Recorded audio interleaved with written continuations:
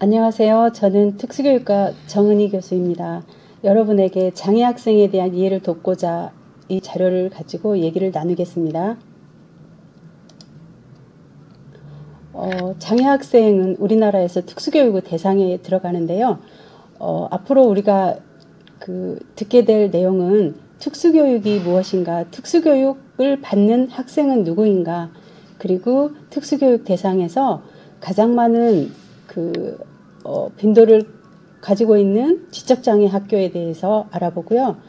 실제로 지적장애 학생들의 여러 가지 특성과 교육 현장에서 가장 필요로 하는 지원에 대해서 말씀을 나누고자 합니다. 특수교육이란 어떤 것일까? 특수라는 말이 붙은 것처럼 교육이라고 하는 일반적인 목적은 같습니다. 그런데 특수교육은 일반 교육과 공통점을 가지면서 그 위에서 특수아동의 특별한 교육적 요구를 충족해주기 위해서 만들어진 교육이고요. 그 특별한 교육적 요구에 맞는 것이 교육의 내용, 교육의 방법, 교육 환경, 그리고 특수교육 관련 서비스를 제공하는 교육이라고 합니다.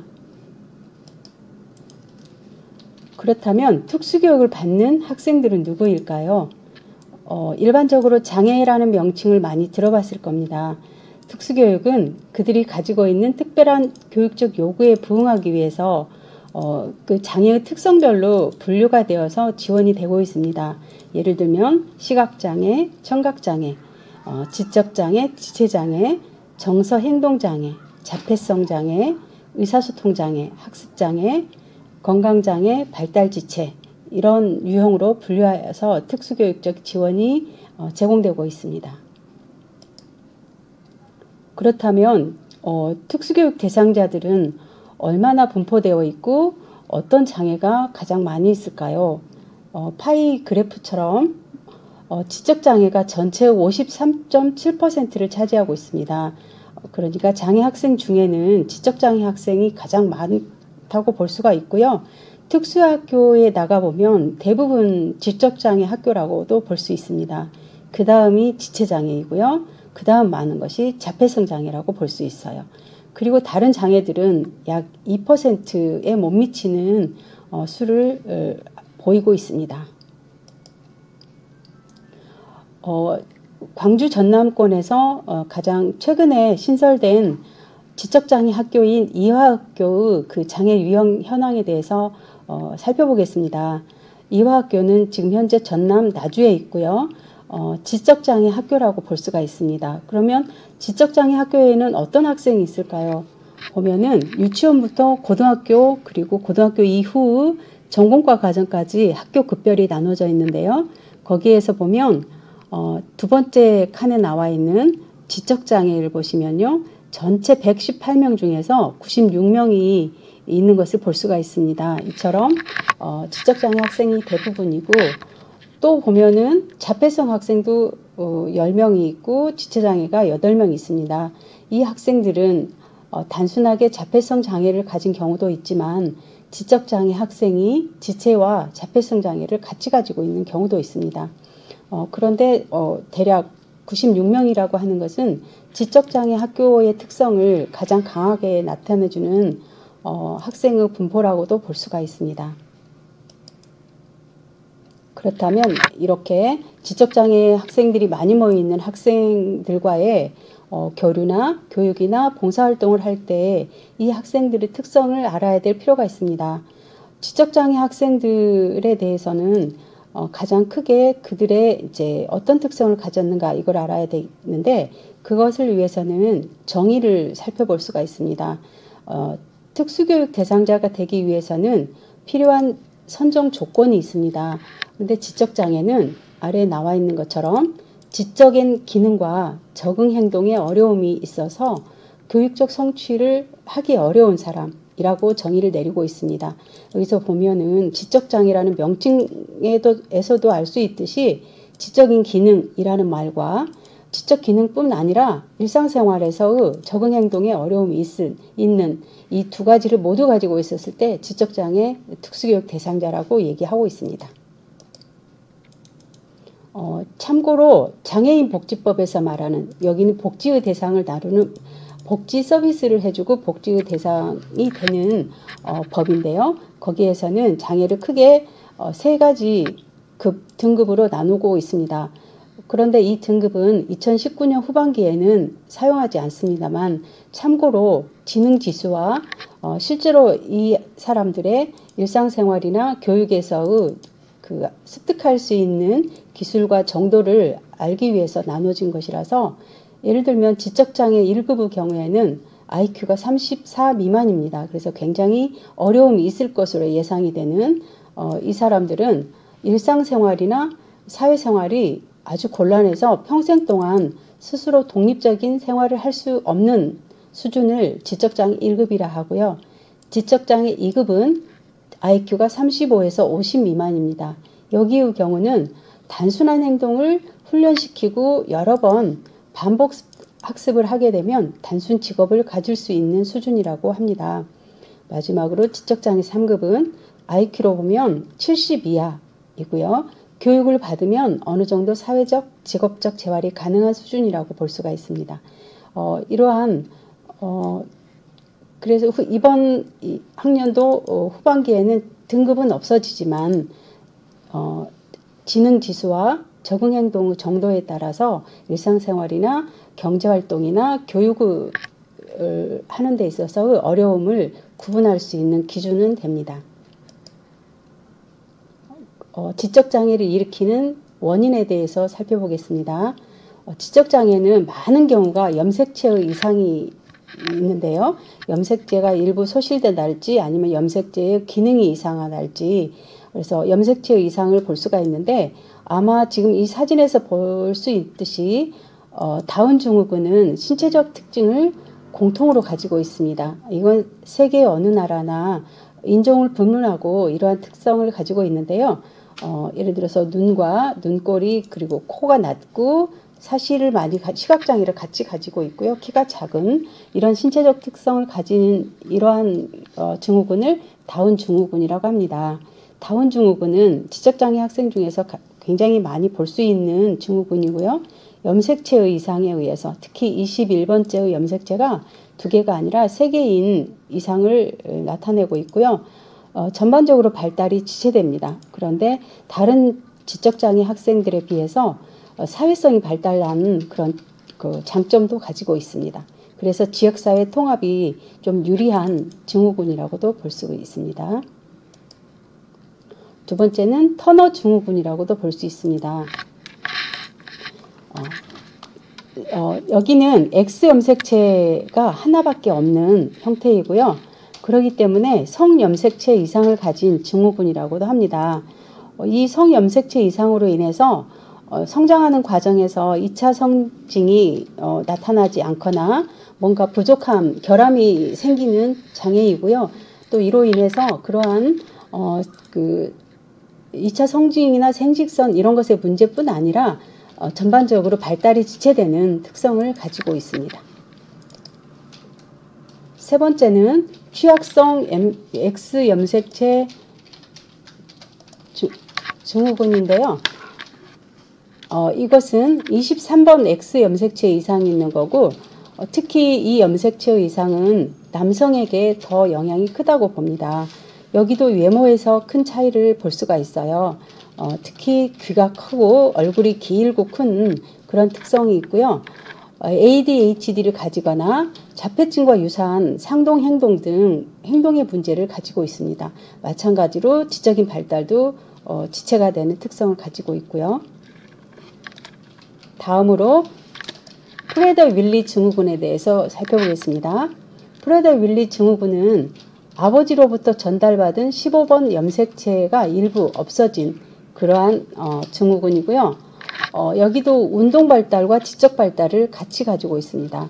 특히 굉장히 큰 문제점으로는 비만으로 인한 합병증을 들 수가 있는데요. 어렸을 때는 신생아 때는 수유도 곤란하고 음식을 잘 먹지 못하고 근육이 무력한 굉장히 약한 아이로 보여지는 특성을 가지고 있다가 유아기 때부터 음식에 크게 집착하여서 비만이 되는 형태이고요. 실제로 통제하기가 어려운 비만이 되어서 그 고도의 합병증을 갖게 되는 심각한 증후군을 가지고 있습니다. 이런 것을 프레드 윌리 증후군이라 하고 15번 염색체인데 아버지로부터 전달받은 그 염색체의 문제이고요. 다음으로 안젤만 증후군은 똑같은 15번 염색체인데 어머니로부터 전달받은 염색체의 문제입니다. 여기도 역시 어렸을 때 발달 지연이 나타나는데 가장 큰 특징은 웃음을 참을 수 없는 그런 증후군이에요. 그냥 상황에 따라서 웃는 이런 정도가 아니라 그냥 부적절한 상황에서 웃으면 안 되는 상황에서까지 웃음 발작이 일어나는, 그래서 아주 그 곤란한 경황에 처하게 되는 그런 증후군이 안젤만 증후군이라고 볼 수가 있습니다. 여기도 지적인 발달과 또 언어 이해 문제가 생기는 그런 장애라고 볼 수가 있습니다. 다음으로는 페닐케톤요증이라고 하는 페닐케톤요증에 의해서 생긴 지적장애라고 볼 수 있는데요. 여기는 다른 장애하고 다르게, 다른 증후군하고 다르게 예방이 되는 지적장애라고 볼 수가 있습니다. 어떻게 예방이 되냐면 어렸을 때 태어나면서 대사 이상 검사를 받아서 단백질 대사 이상이라고 하는 페닐케톤요증 진단을 받게 되면 바로 특수 분유를 혹은 식이요법을 해서 지속적인 식이요법을 통해서 지적장애를 예방할 수 있는 유일한 지적장애 그 원인이라고 볼 수가 있는데요. 생후 1개월 이내에 치료를 시작하면 증상이 나타나지 않습니다. 다만 치료를 하다가 멈추면, 식이요법을 멈추게 되면 다시 지적장애, 사회적 지적인 퇴행을 가져올 수 있는 그런 증후군이라고도 볼 수가 있습니다. 기타 지적장애를 일으키는 원인으로는 산모가 그 알코올을 섭취했을 때 태아 알코올 증후군에 노출이 되어서 지적장애를 가질 수가 있고요. 약물이나 또 흡연, 납 혹은 수은 이러한 유해물질에 의해서도 지적장애를 유발할 수가 있고요. 또 바이러스로 지적장애를 유발할 수 있는 기형아를 출산할 수 있는 풍진이나 또 혹은 매독, 에이즈와 같은 것도 지적장애 아이를 출산할 수가 있게 됩니다. 마지막으로 환경적 요인으로는 아주 아동기의 초기에 언어적인 상호작용과 자극이 결핍되었을 때 또 지적장애 유발할 수가 있고요. 또 빈곤이나 또 방치, 학대, 잘못된 양육 방법 이런 것으로도 지적장애를 유발할 수가 있고 부모가 인지적으로 문제가 있었을 때도 지적장애를 일으킬 수가 있습니다. 네, 지금까지 지적장애 일으키는 원인을 염색체 이상 등 여러 가지 요인으로 봤었고요. 이제는 지적장애 학생들의 특성에 대해 살펴보겠습니다. 실제로 지적장애라고 하는 장애 명칭을 부여하고 지적장애의 그 원인을 봤지만 사실은 같은 지적장애를 진단을 받았다고 해도 특성이 모두 동일하지는 않습니다. 장애의 정도가 다르고 또 아동마다 그 환경이 다르고 하기 때문에 특성은 매우 다양하고요. 그래서 개인차가 아주 크게 있다고 볼 수가 있습니다. 크게는 이제 정보 처리의 문제, 또 언어의 문제, 운동의 문제, 사회성의 문제 여러 가지가 있지만 첫 번째 정보 처리를 보면 기본적으로 우리가 지식이 습득한다고 봤을 때 주의 집중을 하고 기억을 하고 그것을 인출할 수 있는 그런 과정을 거치는데요. 지적장애 학생들은 정보를 분류하고 나누는 것을 상당히 어려워합니다. 그 중에 제일 중요한 것은 사실 기억을 할 수 있어야 하는데 지적인 문제로 인해서 단기 기억, 장기 기억 이런 것에 어려움이 있어서 나중에 인출할 수 있는 그런 자료가 없게 되지요. 그렇기 때문에 실제로 그 기억하기도 어렵고 기억을 다시 상기시키는 것도 상당히 어려움이 있을 수가 있습니다. 네, 다음으로 인지 특성을 볼게요. 인지 특성이라고 하는 인지라고 하는 것 자체가 사실 지적인 능력하고 크게 관련이 되는데요. 기본적으로 주의 집중력이 부족한 그런 특성이 있는데 주의 집중을 지속하는 시간이나 또 또 어떤 것에 주의 집중을 하는 범위나 또 여러 가지 자극 중에서 선택적으로 주의 집중해야 되는 능력들이 아주 부족하다고 볼 수가 있습니다. 또 일반 아동이라면 성인들의 그 여러 가지 활동이나 동작을 모방하고 언어를 모방하고 그러면서 자연스럽게 학습하는 기술들을 지적장애 학생들은 그러한 기회나 아니면 능력들이 부족해서 오히려 그러한 학습이 쌓이는 일들이 좀 부족하게 됩니다. 그렇기 때문에 실제로 구체적인 실물을 가지고 직접 교수를 해야 되는 경우가 아주 많이 있습니다. 그리고 지적장애 학생들은 이렇게 학습하는 것도 어렵지만 그 학습이 너무 과도하게 일반화되거나 혹은 과소 일반화가 되는 경우도 있습니다. 과도한 일반화로 인해서 그 상황에 부적절한 그런 행동들이 또 나타날 수가 있습니다. 또한 지적장애로 인해서 여러 가지 기술들을 습득하기가 어렵기도 하지만 습득하는 과정에서 학습하는 과정에서 어려움이 다른 사람으로 하여금 무능력한 것으로 보이거나 자주 실패하는 사람으로 인식이 되어서 굉장히 본인도 지적장애 학생 본인도 나는 못하는 사람, 못난 사람이라고 하는 것을 스스로 인식하게 되어서 학습된 무기력을 가질 수가 있습니다. 칭찬을 받아본 경험이 없고 자꾸 못하고 또 어떤 기회로부터 어떤 경우는 배제되고 그것으로 인해서 학습할 수 있는 기회를 잃어버린 경우도 있습니다. 그렇기 때문에 지적장애 학생들은 작은 거라도 성취할 수 있는 경험을 제공하는 것이 중요하고요. 실제로 스스로 할 수 있는 기회를 주는 것이 정말 중요하다고 볼 수가 있습니다. 지적장애 학생의 인지 특성으로 또 하나는 초인지 능력이 부족합니다.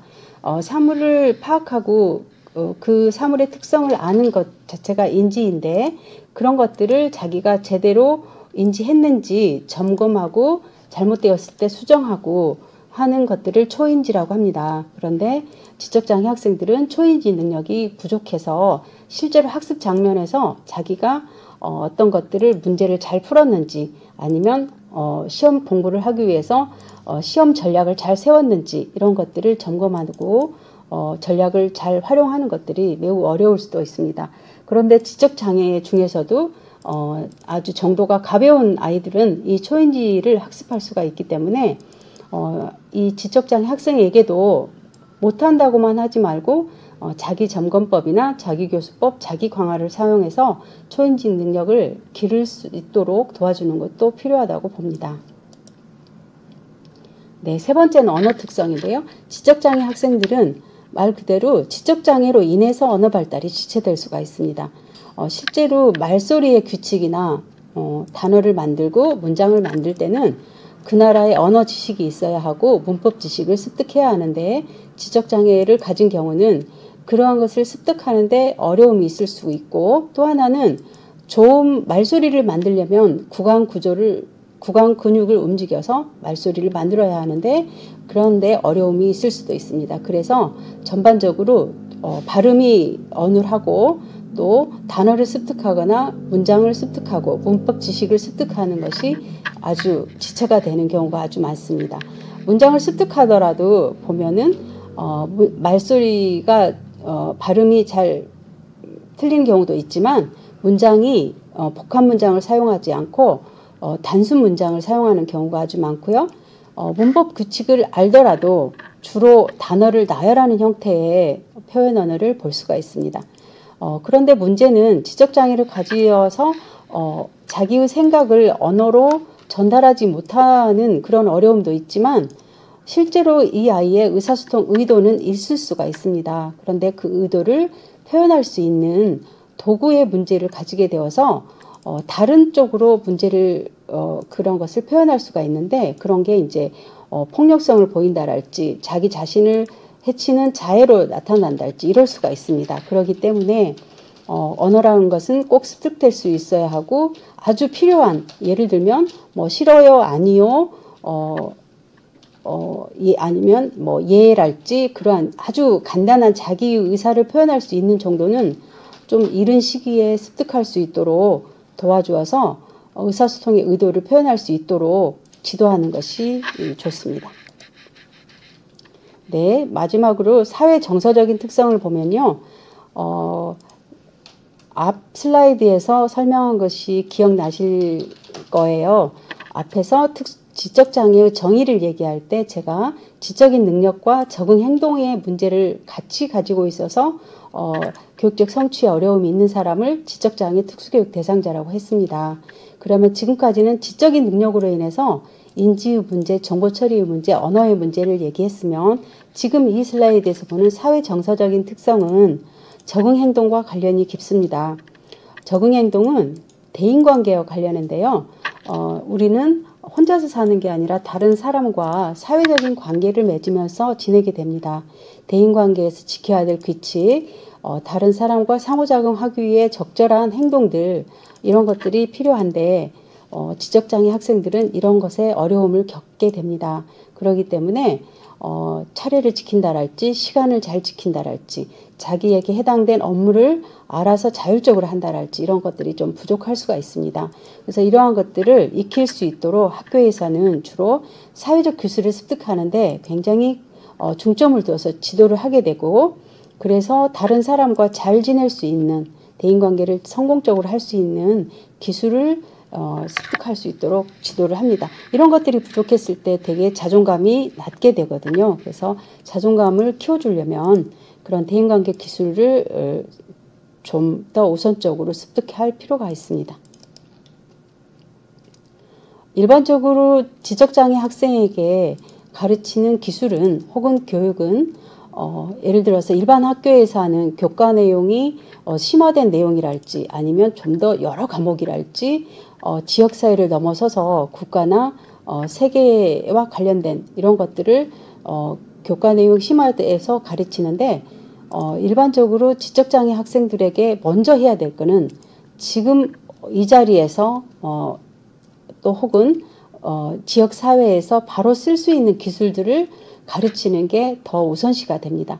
그래서 학과 공부도 중요하지만 일상생활 기술이나 또 직접 생활에 필요한 필수 지식 중심으로 교육을 해줄 필요가 있습니다. 실생활에서 독립적으로 혼자서 살아가기 위한 기술, 예를 들면 물건이 내가 무엇이 필요한지 물건 구입할 목록을 쓰고 실제로 그거를 슈퍼마켓에 가서 구입을 하고 적절한 돈을 내서 잔돈을 받는, 굉장히 간단한 것 같지만 실생활에서 혼자 살 수 있는 그러한 기술을 먼저 가르치는 필요가 있습니다. 예를 들어서 우리는 읽기를 간단하게 책을 읽고 아니면 좀 더 어려운 독해를 하고 또 논설문을 읽고 쓰는 이러한 일반 교육에서 하는 그런 주요 읽기 내용이 있지만 지적장애 학교에는 실제로 자기가 간단하게 라면을 끓이고 간단한 그 요리 지시문을 읽을 수 있는 읽기의 정도, 혹은 약 복용법을 읽을 수 있는 읽기, 이러한 것들이 되게 중요시 된다고 볼 수가 있습니다. 그리고 일상생활과 지역사회 생활에 필요한 기술을 교육할 것이 필요하죠. 예를 들어 전문 기술을 배우는 것도 필요하지만 실제로 직업을 갖기 위해서는 내가 내 위생을 스스로 관리할 수 있는 기술, 옷을 스스로 입고 벗을 수 있고 화장실을 스스로 사용할 수 있고 처리를 할 수 있는 위생기술, 이러한 기술들을 먼저 가르쳐야 되고요. 지역사회에서 버스를 이용할 수 있는 것, 택시를 이용할 수 있는 것, 또 어려운 일이 있었을 때 찾아가는 공공기관이 무엇인지 이런 것을 알 수 있는 기술들을 먼저 습득하는 것이 좋습니다. 그리고 이제 고등학생쯤 되면 여가를 스스로 보낼 수 있는 기술들, 경제생활을 할 수 있는 기술, 실제로 집안일을 혼자 할 수 있는, 예를 들면 세탁기를 돌린다랄지 청소기를 돌린다랄지 집에서 그 요리를 스스로 할 수 있는 그런 기술들, 그리고 여행을 갈 때 계획하고 혼자서 할 수 있는 이러한 것들을 먼저 가르칠 필요가 있습니다. 이러한 것들을 내용을 보면 일반 교육, 예를 들어서 고등학생이라고 봤을 때 일반 고등학교에서 할 수 있는 내용이라고 우리가 상상을 할 수가 없습니다. 그런데 지적장애 학생들은 만약에 읽기 쓰기가 가능하고 학업이 가능한 아이면 일반 학교 교육과정을 공부하지만 만약에 그런 것들이 어렵다면 이렇게 일상생활에서 필요한 기술 중심으로 읽고 쓰고 그리고 실제로 이용할 수 있는 그런 기술들을 가르치는 게 필요합니다. 그래서 여러분들이 이러한 특성을 모두 기억을 하시면 지적장애 학생들을 만나서 상호작용할 때 매우 도움이 될 것으로 봅니다. 지적장애 학생들은 그리고 모두 같다고 아까도 설명했지만 모든 학생들이 같은 특성을 가지지 않습니다. 어떤 학생들은 일반 사람들과 대화가 가능할 정도로 대화를 할 수 있고 어떤 학생은 한마디도 못할 수가 있습니다. 그리고 자기 의사표현을 아예 아무것도 표현할 수 없는 아이들도 있습니다. 그렇기 때문에 학생들의 특성에 맞춰서 봉사를 하거나 교육을 하는 선생님들이 그 학생들의 특성에 맞춰서 눈높이에서 수용하는 자세가 매우 필요하다고 볼 수가 있습니다. 네, 지금까지 경청해 주셔서 감사합니다.